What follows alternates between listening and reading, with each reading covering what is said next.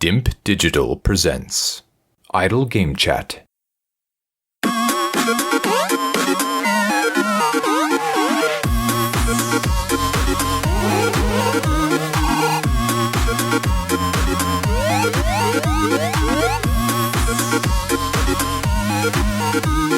Hello, Apps here from Dimp Digital, and welcome to Idle Game Chat. This is the weekly video games podcast where we give our impressions of the video games that you can play today and react to the latest news from the wonderful world of video games.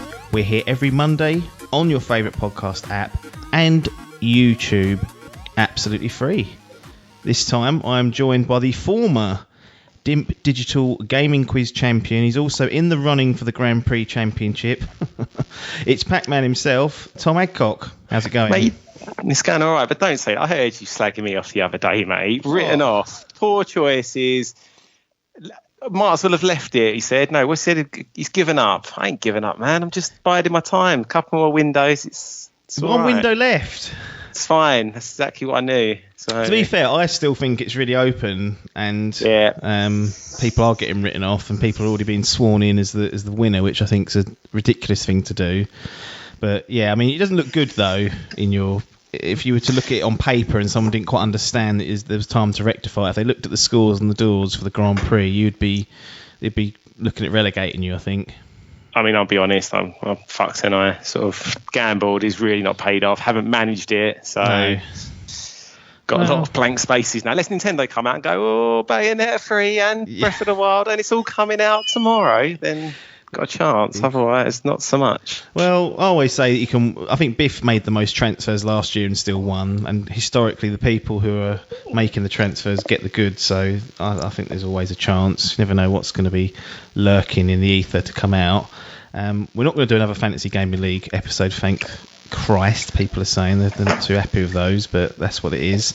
Half-Life Alyx and the Oculus Rift S headset. I'm going to give my impressions of both of those. I know you're all sitting there going, "Oi, what Apps? Why have you got that little Pac-Man fella on?" I'll go, first of all, don't slag him off.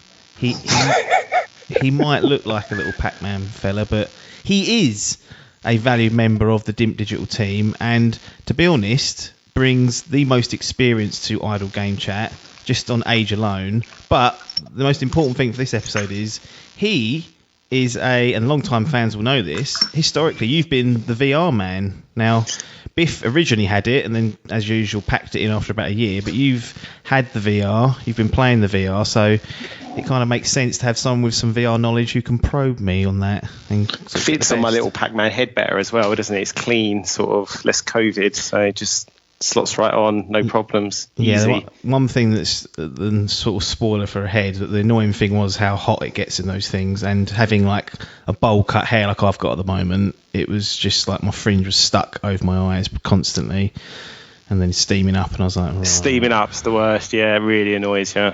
We're fortunate the pair of us don't wear glasses, because I think that's another added hassle that we don't. Yeah, I feel like glasses, and if you get really motion sick, both of those could be absolute. Which I've been known to get a bit motion sick now and again, so that does happen sometimes. But before we kick off formally, I'm just going to plug the Patreon. Oh, there's a beer going. What we got?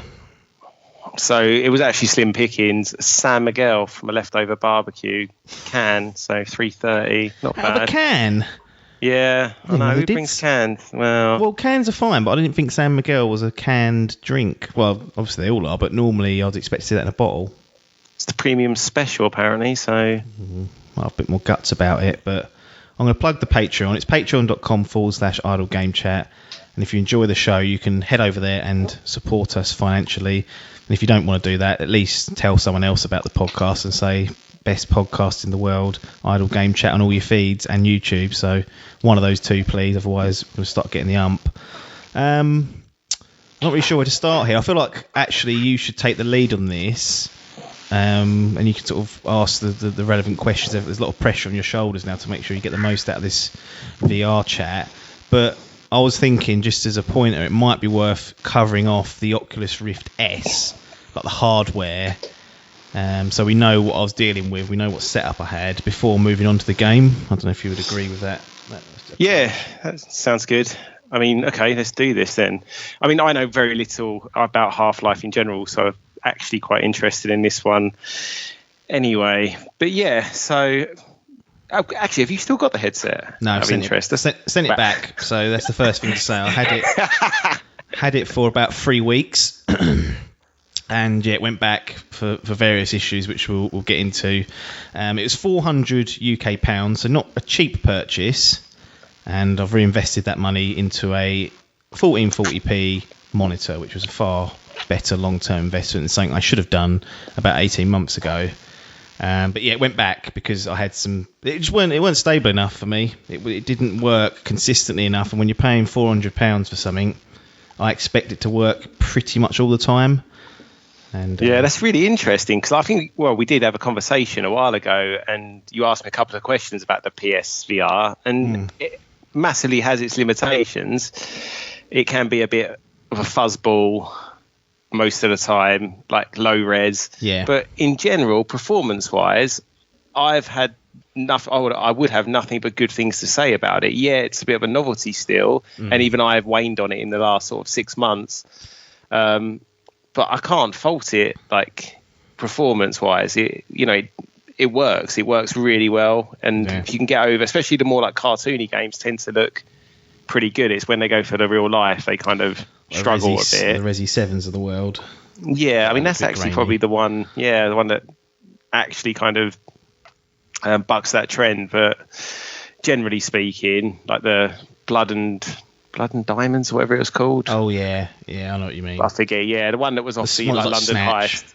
Yeah, exactly. Like that. Some of that was really sort of fuzzy thinking, David. So yeah, I'm surprised you're saying that because obviously this headset is a lot more high end, I would say, or a level up at least. Yeah, I'd say like out of the levels, you've got PSVR. Actually, I'm completely going to blow this, but PSVR is like sort of an entry level type VR jobby. Of like the sort of consoles. Obviously, there's the phone ones you get. Yeah, you've got the phone ones, but you've also got the Oculus Rift Quest, which is like its own self-contained thing. Doesn't need a phone, doesn't need a PC, and that's a bit sort of middle end alongside the same sort of price as this Rift S. So then I would say the middle end is the Rift S stroke Quest. And then top end's the Vive stuff, the Steam and Valve created stuff, and you're looking for a full kit of that, £1,000. So you can understand why when I was looking at VR, I was like, right, I ain't paying that, and I've got fucking erect cameras in the room. I was like, no chance. Yeah, that's mental money, isn't it? And yeah, it's a big setup. So money was definitely a factor in that, and I wanted to harness sort of the power of the PC as well. So that's why the Quest was quite easily written off, because it's a self-contained thing. You can now link it up into the PC, but it hasn't got the guts aren't as good. So I thought, I've got a PC sitting here. I don't do too much gaming on it, and it'd be nice just to maybe that can be the VR machine. So I thought Oculus Rift is the way to go. Then the S. The thing they boast about is that you can do room scaling, i.e. you can sort of wander around in the room and it'll track you quite well without setting up any cameras or any additional sensors, because what I didn't want is an extra layer of hassle when it came to starting up VR. Or even just the initial setup, like I said, with the Valve stuff. Do I really want to be putting up cameras and screwing things into the wall and into the ceiling? Not really. I know you can get little tripods for them, but again, I don't really want to clutter the room. So the fact that this was even technology-wise existed, I was quite impressed. I was like, oh, hang on. You don't need any additional sensors. That sounds too good to be true, and in some ways it was. But that's the reason why I kind of went down that at the right mix of price, and also removed any extra clutter I'd need, because the PS4 or the PlayStation VR, you've got to have that little camera set up, haven't you? It's a pain, mate, especially now I've got all my wires like into the wall. Yes. And I haven't got it set up, so I don't know when or if that's ever coming back out, if I'm honest. Yeah, because it's designed to sit on top of the telly, isn't it, the camera? Like you can sort of pin it. Well, I've got like the TV on the wall and then like a unit under the TV, right, and it worked fine there. Yeah, like because it basically then the first thing you do is like calibrate yourself with the camera, so you might have to kind of step forward, step back to be in the correct sort of range, but once you're there you should be pretty good basically. Nice. Yeah, well this one it's the Oculus Rift S, quite straightforward. You just plug it into your display port in the back of your PC, I think there's a power socket. I'm pretty sure there's a power one as well, but obviously there's one big, huge wire coming out. And you're away. It really is. It is pretty plug and play. Like, just to get the thing booted up. Once you've got in there, you've then got to calibrate the controllers and the headset to the environment, and that's pretty straightforward. Like the controllers, you just hold some buttons and it detects. So when you say controllers, you got like your own like Move controllers, or just So that £400 included like 2 Oculus Rift, I think they're called Touch controllers. Okay. And they're quite cool. They're sort of like little sticks with little round sensors that can kind of almost track where your fingers are, not quite. Interesting. Okay. If you lift it off the trigger, you'll notice your little finger in the game will come off slightly. It's not exact, but it at least registers that you've sort of lessened the grip. So you calibrate those, and then for the room scaling, it's got some outward-facing cameras, which is again quite clever. I think most of the high-end VR sets have that, so you can see outside and see your room, so you don't trip over anything. And all you do is draw like a square basically around the floor of your area where you want it to be, like a guardian it's called, and it sets up like a little perimeter. You go near the perimeter and a little red mark will come over the game and say, oh wait, that's the wall there. And you're off. So it's actually a pretty, relatively stress-free setup. And then when the tech itself works, like the actual scaling, the actual tracking, without any sensors, I'll be honest, is pretty incredible. Like, for it to be that accurate with nothing but 6 outward-facing cameras, like just looking at the room, is amazing. I've just got this headset on, and it's still able to detect all my movements. The controls are picking up my hand gestures, all this good stuff.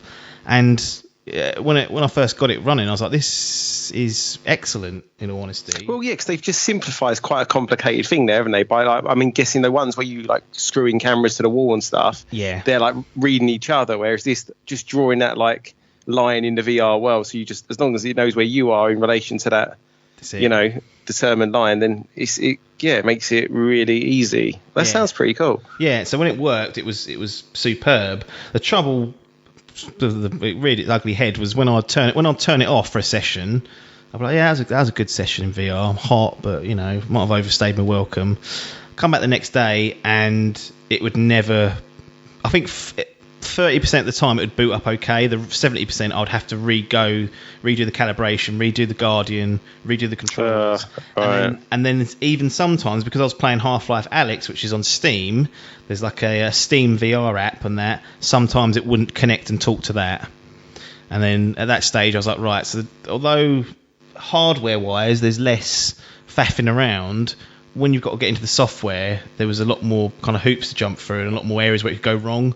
And so if something's not working, it's hard to actually figure out what's going wrong here. Is it the sensor in my headset? Is it the software between Oculus and Steam? Is it Steam and the game?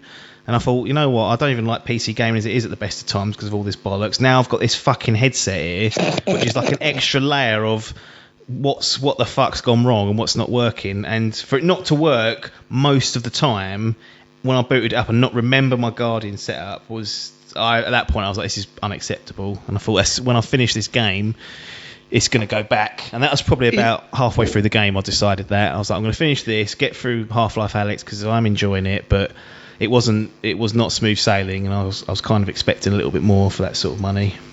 It's like an orange, sort of not worth the hassle, not quite, can't. Yeah, I don't like oranges anyway. I've got so a that's question. Probably why. 2 questions. Go on, shoot. One is a practical one.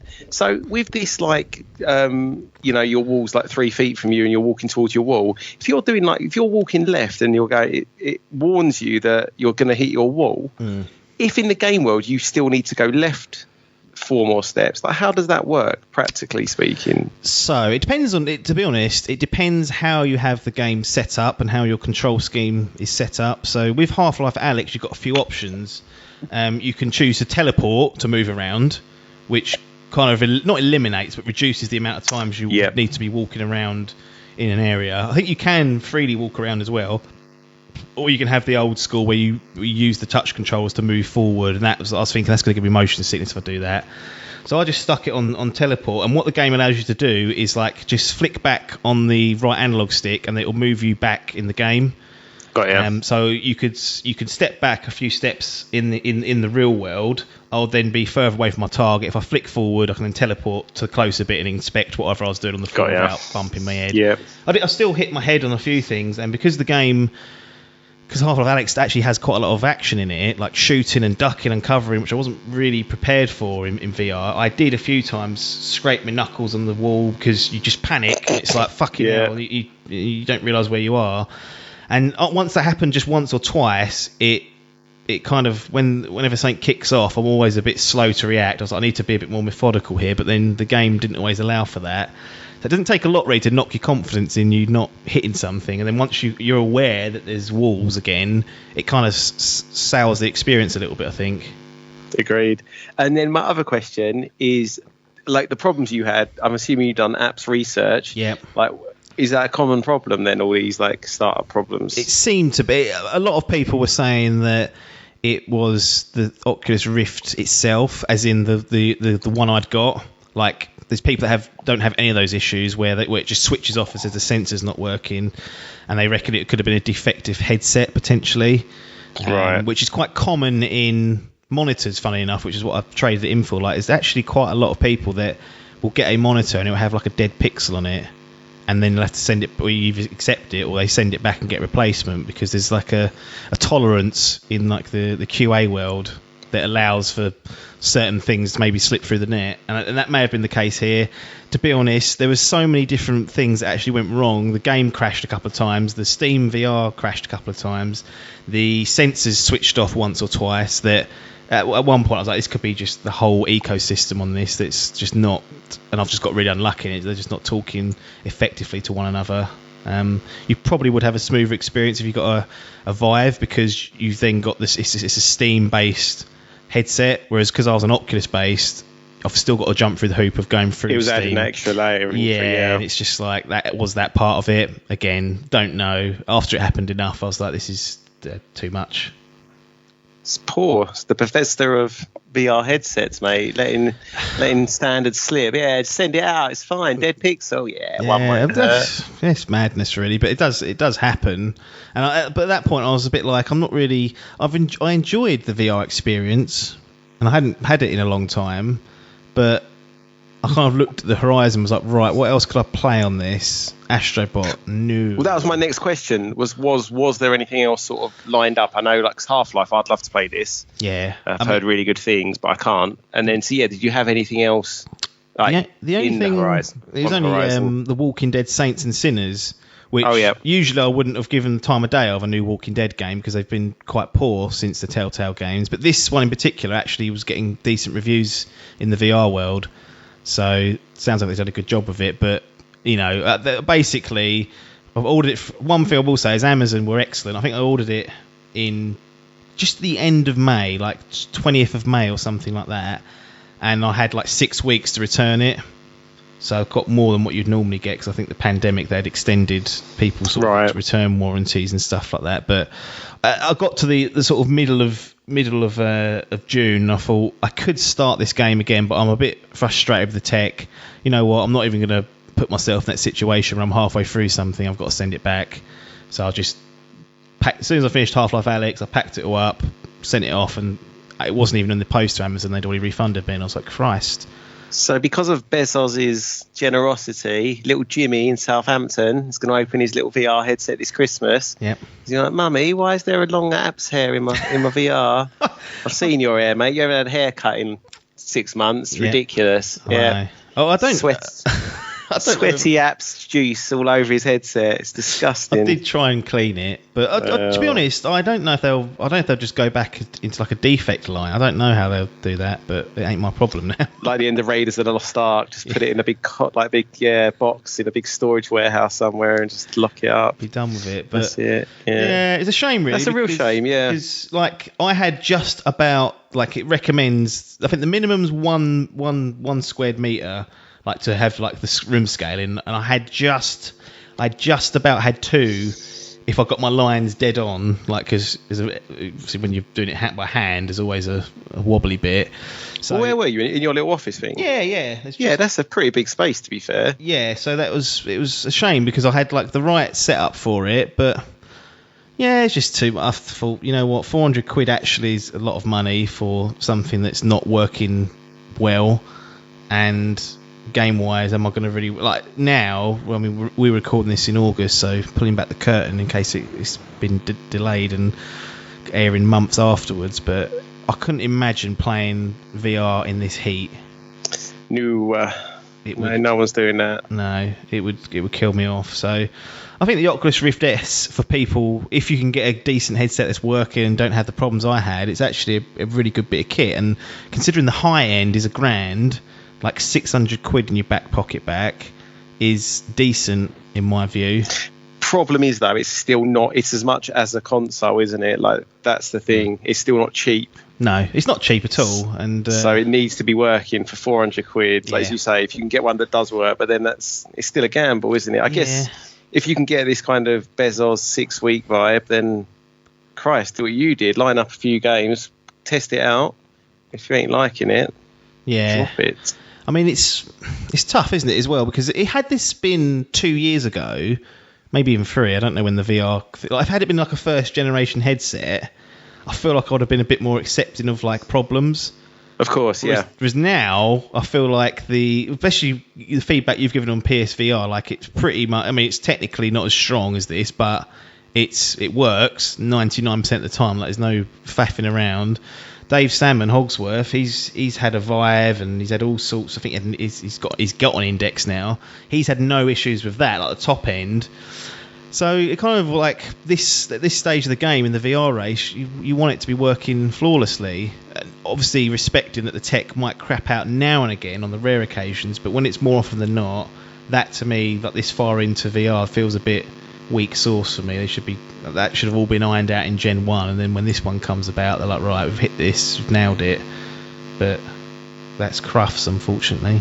Yeah, I mean, the only tech problem I can think of with the PSVR was that sometimes the tracking would go off. So if you kind of moved either in your seat a little bit, if you're sitting down, or kept looking to the right, like I don't know, something was over there, it might not then track back to the middle. So you were always kind of slightly then off center. Yeah. And if it got worse and worse, it would really, that would give you serious motion sickness, because like you knew you weren't like facing straight, but your straight was now like at 75 degrees to your left, and it was like really sort of messed with you after a while. Yeah. But that happened just a couple of times to me. It was never a big issue. It just, you really noticeable when it did happen, because you felt fucking terrible. I remember one evening I had with Half-Life Alyx, and I think I had a little dog, obviously, so I could have got like a couple of hours to play, maybe an evening tops, and then it's time to look after him. It's my turn.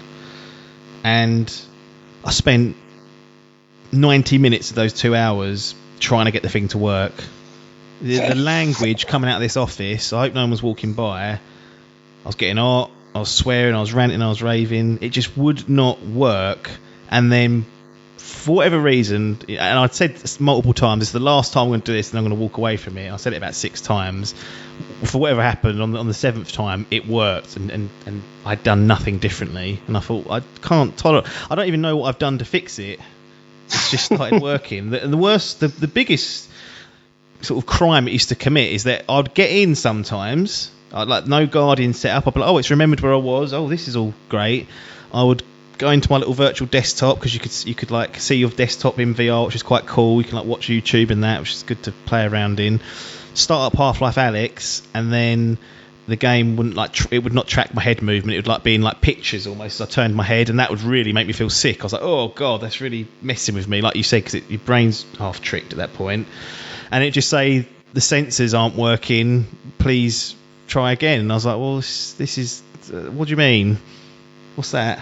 And that was the last straw when it happened for that. Because usually I'll just restart it once and it would work. And I was like, I can almost work with that. Like if I know I've just got to do this every time, I can almost logically say, yep, okay, that's just going to have to be a concession I've made. But when it went on for 90 minutes and I was just trying all these different things, I was like, that's the end of it. You've broke my trust now. I'm not having it. Oh dear. All right, well, that's a no-go. But how about the game then? Should we get into that? Yeah, so Half-Life, I love Half-Life. I remember... So how have you, again, you're too young, so how have you played these games? I don't know. I think the reason I got into Half-Life was because of Counter-Strike. Okay. So if you go back to when there was internet cafes, there's one down Yeah. South End next to the Sutton Arms, I think it was. I know exactly the one you mean, yeah. Rose Asylum. I think there's another one called Cyber Club or something in Victoria Plaza or whatever it is.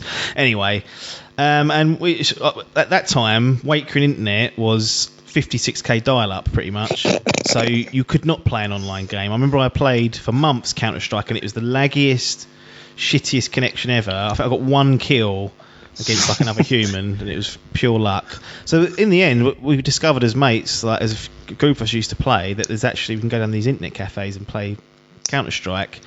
And Counter-Strike was actually a mod of Half-Life, so you needed to have Half-Life installed at home. Didn't even know that. Yeah, so that's how it kind of started out. And that's really how I got it. I was like, I've got this game installed called Half-Life. I'll just jump in and play it. And back then, this was like 98, I guess, 99, probably into the 2000s, we're still playing Counter-Strike at the internet cafe. I used to play Half-Life at home because it didn't need the internet connection. It's a single-player game. And as I said, it's back in those days where I didn't care much, so I used to put God mode on and roar through the game, and I loved it.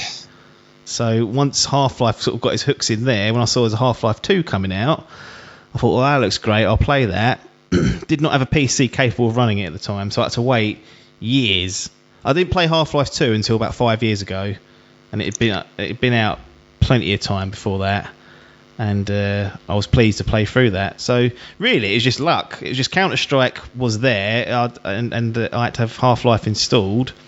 And I gave it a go, and I thought, well, this is a great game. Sort of didn't know back then how good it really was. I really liked it, but when you're sort of 12, you're not really going, oh, this is one of the best games ever made. Like, you're just sitting there and playing it. And it's only when really you look back at it, I think, actually, for its time, the reason why it stood out, and I played a lot of games between then, from like Unreal to Unreal Tournament, all on PC, like Half-Life definitely stood out. And then Half-Life 2, even playing it all those years later, like almost 10 years later it would have been by the time I got to it, it was still really good. So I was one of those fans that was waiting with bated breath for Half-Life 3. And as you probably know just from following the industry a bit, like that's just like the ongoing joke, isn't it? That it's here now, mate. Half-Life Alyx. It's a VR game. Yes. Do you reckon they're going to work on it now? And that this has been really, I mean, obviously Half-Life 3 is always going to be successful. Well, not necessarily, I guess, if they fucking blow it. But I think after this, it definitely will be successful. Like, this is now, because I think the question coming to this was, it's been so long, 16 years since the last sort of mainline entry to Half-Life, and it's in VR. Have Valve have still got the bollocks to deliver something here? Yeah. And the short answer is they have. They've done a really good job of this, and I think it can only build hype for a potential third. One thing I would say is I hope they don't make it VR only, in all honesty, because the biggest problem I have with the game, this is going to sound stupid, is that it's in VR. It's the VR parts of the game that I enjoyed the least. And oh wow, okay. That was I don't think that's necessarily because it's implemented badly. I actually think it's one of the best implementations of VR. But what this whole experience has taught me is that I don't like VR that much. Like I just don't. No, I mean, mate, can't relax. Completely, yeah, that's very true.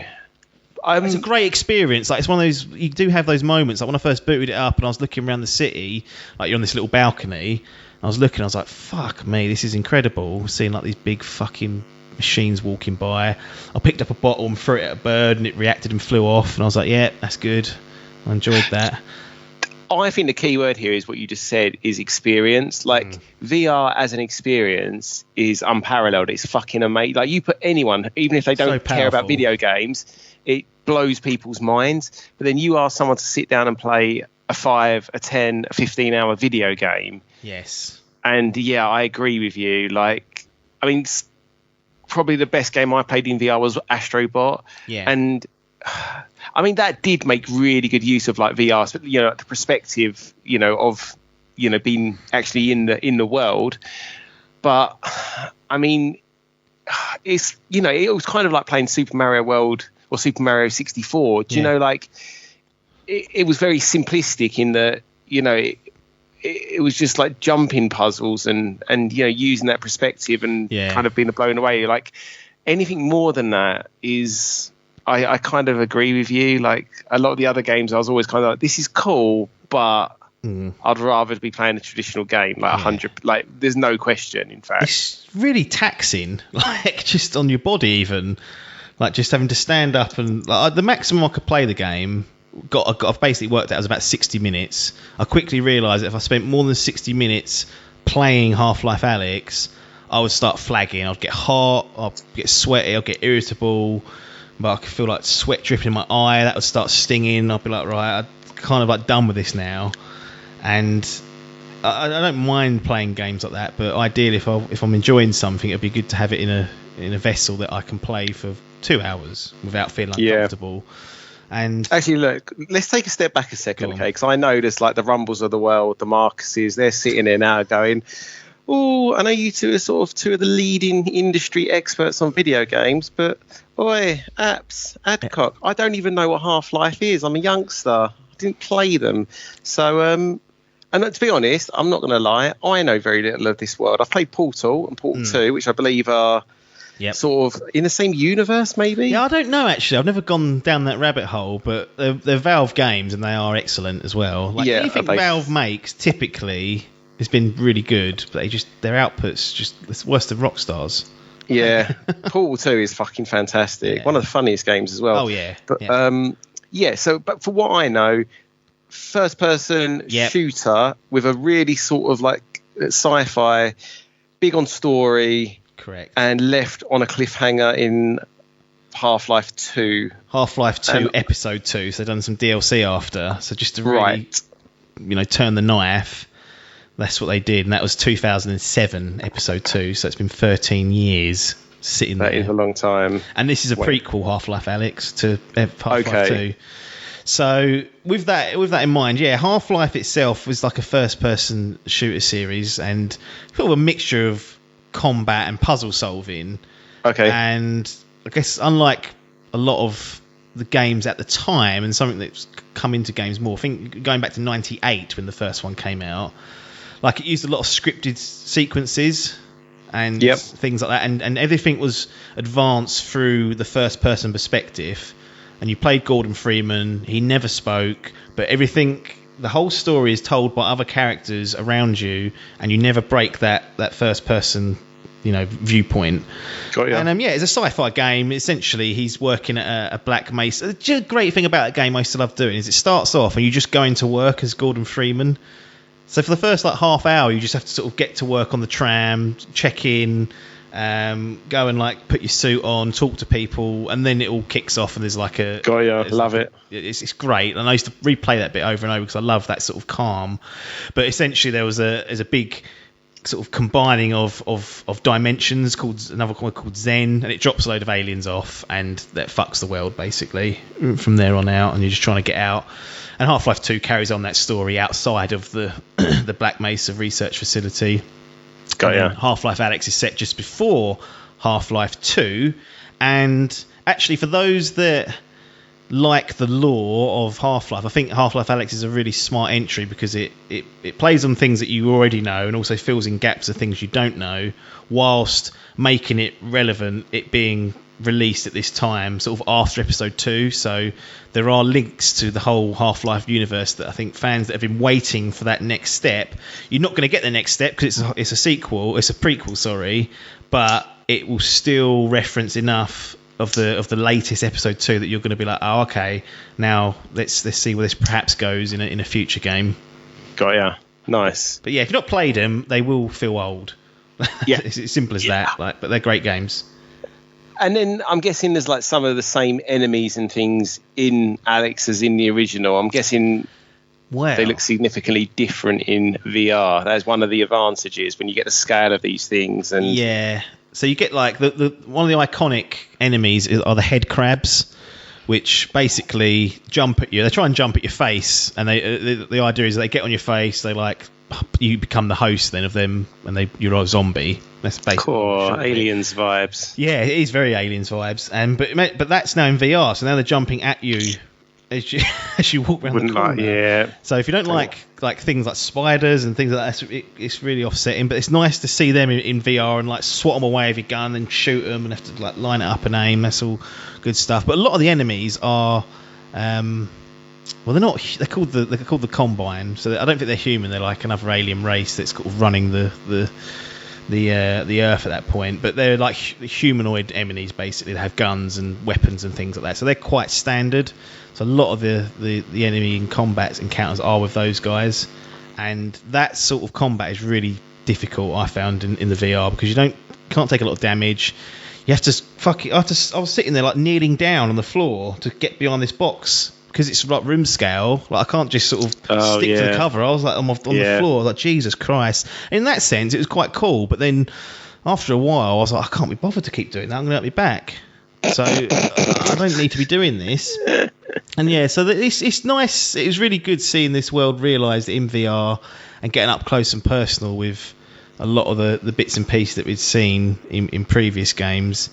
And there was definitely some good points to it. I think the overall narrative is really good.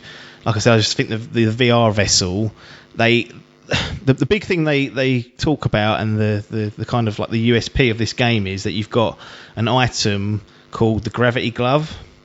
And the way that works is that you point at an object in the game, and then you hold one of the triggers, you flick your hand back, and the gravity glove like pulls the item towards you. Then you grab it in midair and then can use it. So that's the main VR gimmick. Like it's like you can use that to like unlock things. You can use it to like pull little upgrades that you can get for your guns or for your health or whatever like that.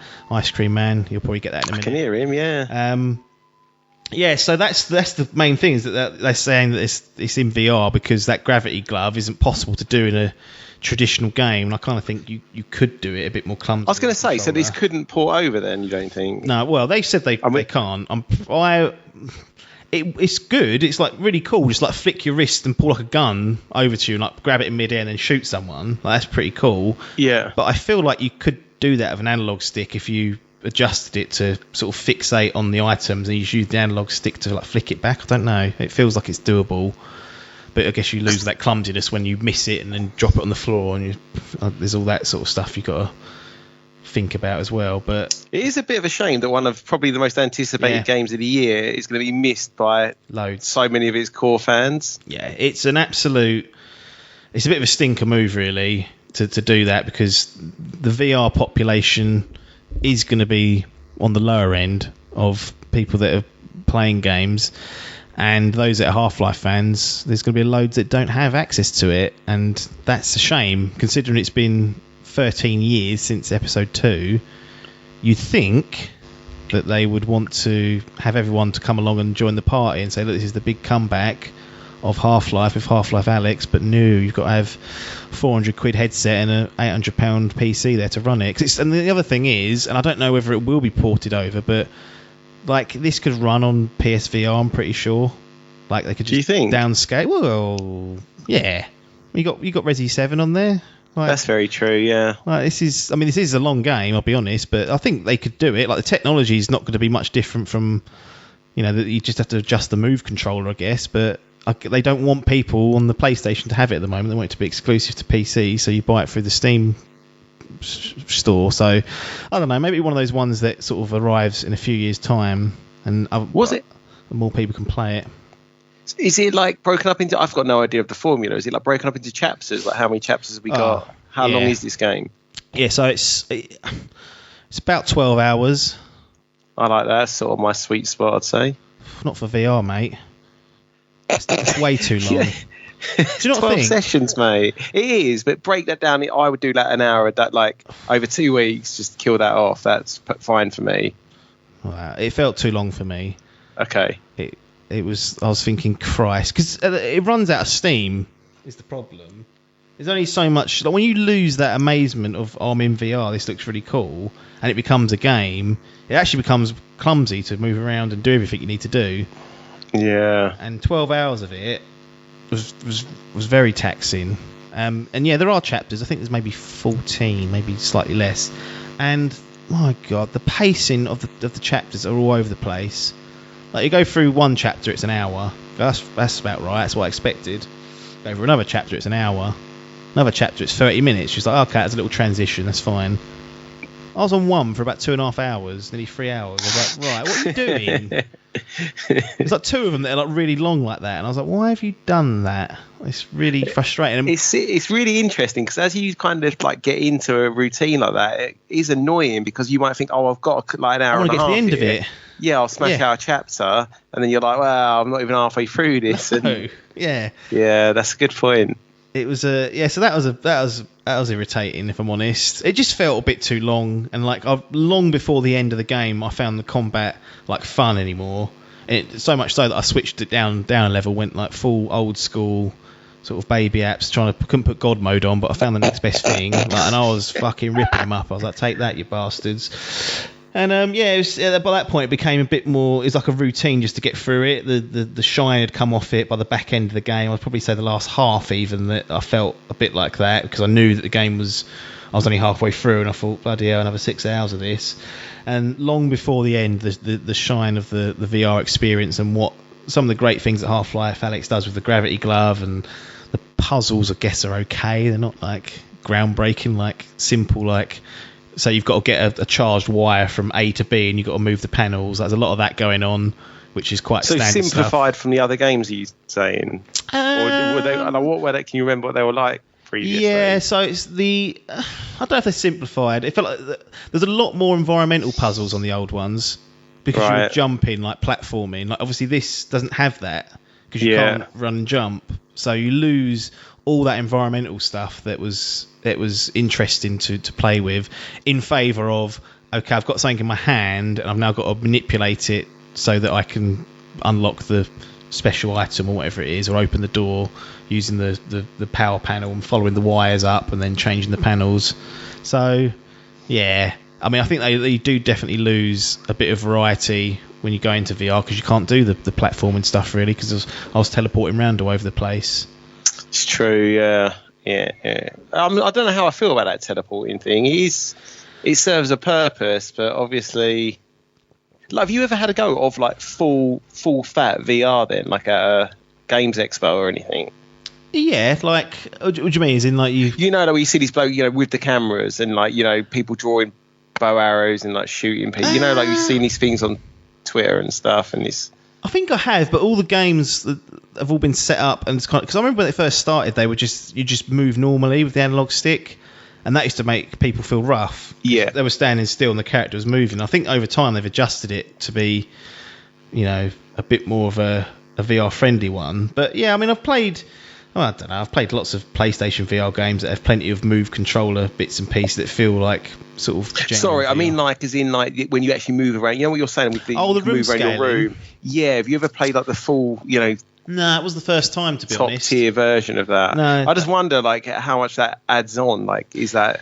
Well, I think if money was no option, you had a room dedicated to VR in your house, and I think it would add a bit, but not enough to warrant the outlay of setting up a new house for it. Because the thing is, it only takes one, like for you to get close to the wall once. Yeah. For it to then that'll be it. You kind of are wary of it. It only takes one of those, and that will happen even in the biggest of rooms, unless you have like a fucking warehouse where you can't do it. But yeah, I don't know. I mean, it was good enough what it was. Like, it was impressive just walking around this little space here, just sort of crouching down and moving a bit, scurrying forward to get something underneath a shelf or something. That was interesting. But I can't believe it makes you. Like, if you're 70 years old, you ain't playing this. Like, if you were a 7-year-old with a VR, you've got to be this. Because I played that Blood and Truth, I think that's what it's called on PSVR, and you obviously had to duck behind things there. But it was pretty chill, if you know what I mean. You could, you could sit on the couch and a little bop up and your little man would pop up. You didn't have to, you weren't doing like 500 squats in a session. Well, this sounds mental. Well, you're crawling around like. You haven't got to. I mean, it's only because I wanted to get the little upgrade thing that I noticed as the corner of my eye. Like, you can you can play it sitting down, I'm pretty sure. Just that you've got to be then quite strategic on where you put you sort of teleport yourself, because you want to have some cover that you can, be behind if you need to. Yeah. But yeah, it was a bit more taxing than I thought, and I think the room scaling adds to that because I was sort of getting on my tiptoes, my hand up, trying to grab things, and yeah, I don't know. I just think that a franchise that's been just ignored for so long to then come out with this in what is really a good VR game, probably one of the best out there. And if you would look at the scores, even that would be an okay opinion to express. So, but I just still think the whole vessel of VR holds it back a little bit from being like a top tier game. I think it's a good and competent VR experience, but if you're comparing it to, like, even if I've played Ghost of Tsushima, I just think I'd rather sit down and play that, if I'm honest. And that's a good game in itself, but it's not going to win Game of the Decade when it comes out to 2030, when we get round to that. Jesus, imagine that. 2030. Cool. It's coming, mate. All right. Is there anything else you would like to say before we go into reviews? No. Actually, I guess again the VR part of this game is the puzzle solving and a bit of the combat and the gravity gloves where you can like flick stuff towards you. But there's also other bits like reloading your gun is very manual in the game. So each of the guns have different like little levers you need to pull to uncock the latest magazine. You slot it in. So that was all quite fun to do throughout. That was quite an interesting take on it. But again, I don't think you're going to be missing much if you ported that to a console and just press square to reload it. Like, reloading shouldn't be the highlight of a game, in my opinion. But again, because it's VR, everything, even the small bits, feel like they're a big deal. But generally, I think that it's a shame really where we are, that there's going to be a lot of Half-Life fans that can't experience this because it's not going to be, as far as I know, ported to any non-VR components. And at the moment, it's PC only VR. So those with a PSVR are sort of sitting there, thumb up arse, saying, "Do I just go back to Astrobot?" And people are nodding, going, "Yeah, that's all we've got, mate." Yeah. It's interesting. You're quite like, I mean, as you were talking then, I was just like, right, let's see what the world's saying about it. And they love it. I mean, well, exactly. It's been made out to be the second coming. And Sergius Mackenzie's. After completing the game today, I can only say wow on how great it is. I don't get it. I'm going to list all my pros and cons. Pros, the graphics, the best I've seen in VR. Gameplay, very similar to Boneworks, and even better with props. Don't know what that means. World immersion. It's got very unique sort of parameters here. Yeah. It feels as you are part of the world throughout. AI, amazing, well balanced and crafted. Gets stuck, but overall okay. Right. I'm not going to go on. This is models, very good and highly detailed. Right. I mean, cons, need an expensive gaming PC to run, but smooth without blur. So sticking it to the PSVR. Yeah, nasty that is. Yeah, I mean the Metacritic, the Open Critic score that we use for the game release, a 92, which is very good, and loads of 10 out of 10s. I don't know. As someone who, and I felt like this, as someone who's not had that much experience of VR, like I've played my fair share. I was expected to be bowled over by this because I was like, not only is it in a medium or it's been implemented on VR, which I'm not overly fatigued on. Like I've still got that amazement when I put a headset on now and again, and also it's Half-Life. But I just didn't get that. Like, it all just wore off pretty quickly.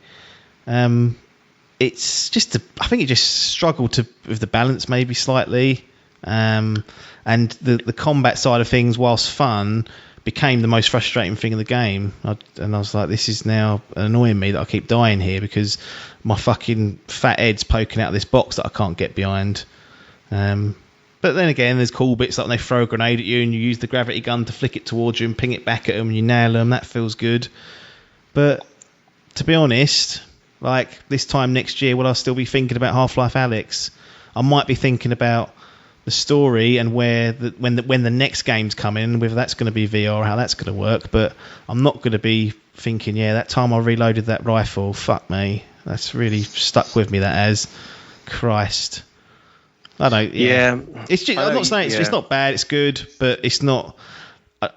Maybe it is a breakthrough game for VR. I don't know. I've not played enough of it, but I'm comparing it to other video games, and it didn't feel as strong in that sense. That, to be honest, I mean, I know what you're saying. In a game series that you have a history with and love, in a game format that you enjoy, and you haven't really got that much experience in VR, if this isn't going to be the one, then realistically what it is. Yeah.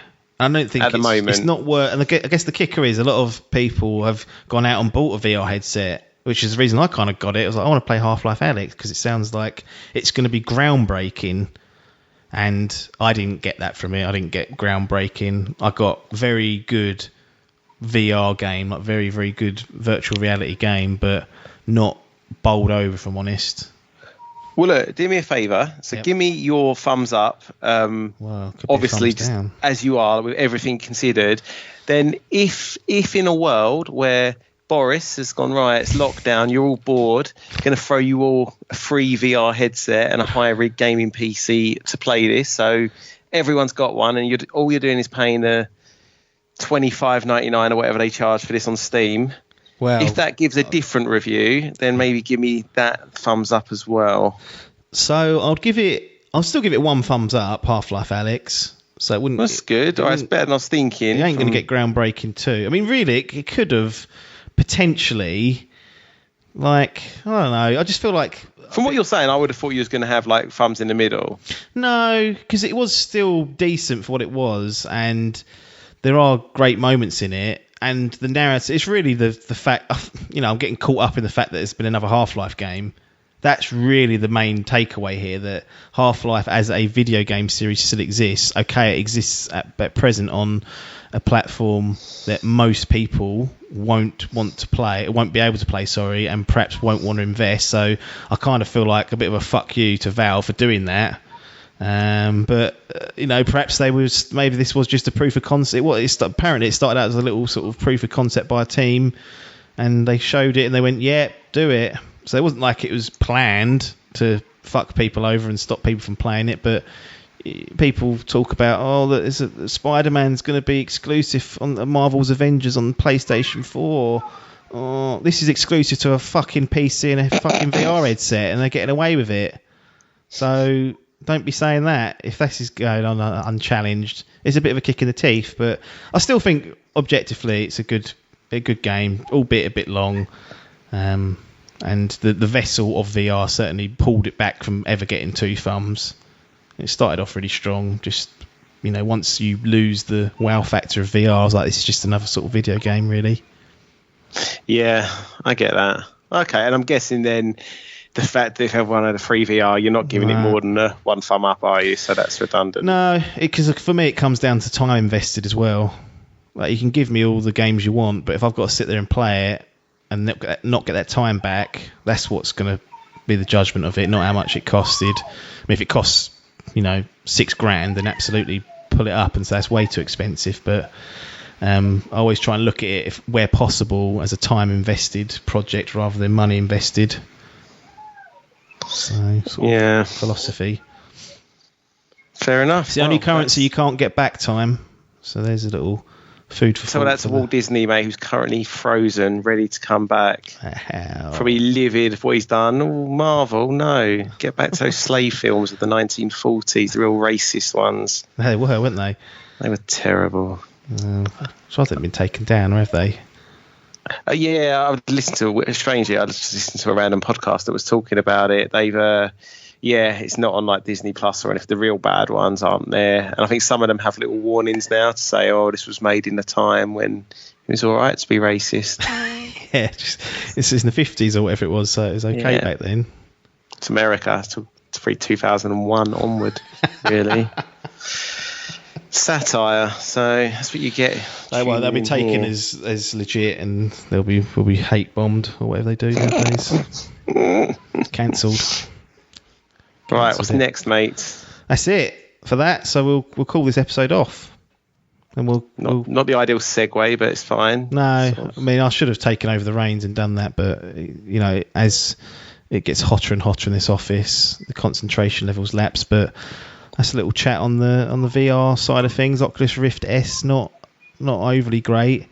Half-Life Alyx, decent, but not the second coming. It feels, one last fault on it. Maybe 2 last faults. It feels a little bit like Breath of the Wild to me, in that people are going, best game ever made. Like, wow, look at look what you've done here. Like, nothing's close to you can climb up walls. It's like, well, how long does your sword last, mate? Or 3 hits? Well, and then it breaks, does it? Yeah. Just got to get another one. Fuck you. That's not the best game ever made, is it? It feels like that sort of conversation that's going through my mind where it's like... I agree with you with that on the Breath of the Wild. What annoys me is that no one seems to have changed. Anyone who was like day one, best game ever, 4 years on, they're still like, best game ever, physics engine, look what I'm doing, flying across the map. It's like, very good. Yeah, well done. I'll never, ever have the patience to learn how to do that in the game. So... No. Pointless. This feels a bit like that this is getting huge accolades and it's, you know, groundbreaking, all this stuff, and I just haven't felt that. I felt it's good. It's very good in some aspects it's not very good, but not got this feeling of like, wow, I've just come out of something really, really special. Yeah, I guess in hindsight it's a really good like move for them, because if it had been a blower, people would be like, well, it's not main entry, it's just a little VR side project. But it's paid dividends because everyone's like, well, it's back, it's filling in the gaps, it's in VR, it's a new sort of concept, and it's great. So I will say that it doesn't feel like a side project. It feels like a proper, like this. It feels like there's a lot of love and care put into this. It doesn't feel like a spin-off. Like, to give them credit, like, this feels like a proper Half-Life game. And I think that's one of the biggest takeaways, is that, yeah, this feels like the next entry of a game from Half-Life. And who knows, maybe if I hadn't had the issues with the Oculus Rift S, like, I would have had a bit more of a positive outlook on it, and maybe it would have felt groundbreaking. Maybe that's what soured it. But then that's the risk you take, Valve, when you put things on VR headsets that don't always work. Like, I can only play the game I've been given in front of me on the kit that you've mandated I need. And he's like, well, I'll get an index. I'm not spending $1,000, Gabe. Come on. So basically, if you've already got a headset, I mean, I'm guessing if you've already got a headset, you've already got the game realistically. What are you waiting for if this isn't already on your purchase list? Yeah. But if you haven't, what would you say? If you're a hardcore, I mean, again, if you're probably a hardcore Half-Life fan, you've probably bitten the bullet and gone out and got one, because again, what else are you doing? But if you're sitting on the fence and you can't get a 6-week sort of trial period, you're probably saying not quite worth it. Not worth all the kit and all that stuff, no. I mean, if you can somehow manipulate a retailer into giving you one for 4 weeks, and then I think the game's worth buying at the whatever price point it is, like just having that, as even if it's a one-off, but to then keep the kit as well, you've really got to have more games that you're willing or wanting to play. And maybe The Walking Dead's Saints and Sinners is that. I don't know. It could be other games that you've been waiting for, and you was like, oh, now I've got about 6 I want to play. Whereas I had other games I wanted to play, like I said, like one of them was super hot. I thought I'll jump through that in VR, but because of the technical issues of the Rift S, I was like, fuck that. That ain't happening. Yeah, it's not that good, mate. Don't worry about it. No, so that's that. But yeah, that's Half-Life Alyx and the Oculus Rift S done. We'll be back next Monday with some more idle game chat. So we'll bid you all adieu. Thank you very much for your time, and ta-da.